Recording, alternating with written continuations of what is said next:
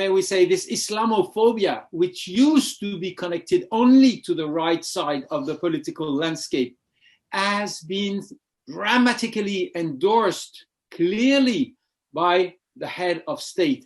It was a right-wing Islamophobia. It has become, not with the laws, after the assassination of the history professor, it has completed this move to the right, and it has become a state Islamophobia. Let me ask you about Macron's new laws, which he says is going to combat what he calls separatism. Are these new laws going to help French society? Will they do harm to the Muslim community? Because he does say he believes the French state is somewhat responsible for what he calls separatism. Well, I'm glad you mentioned this sentence by Macron. He said, but he said it so briefly. He said, this separatism, there's a chance that we created it.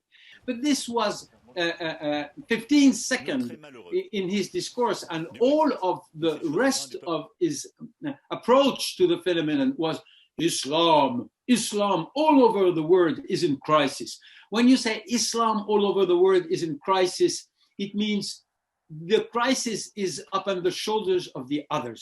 I am not sharing the responsibility. So this is the contradiction in the discourse of Macron. So this is totally contradictory. This is totally dangerous. It's a total mistake. Who is going to benefit in the short term? President Macron, if he is re-elected.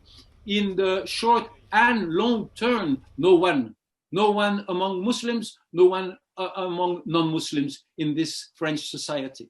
If we reconvene perhaps in 5 years' time, if Macron is coming to the end of a possible second term, what is life going to be like within French society for French Muslims? There are already signals, and this would probably be considered a victory, but young Muslims consider moving out of France, and others will most probably fuel the violent trend. We are preparing the next expression of tensions between the different communities. So I prefer to say that I might be wrong when I say so. I prefer to say that I'm unable to look toward future, but in the limit of my present knowledge, future in France is dark.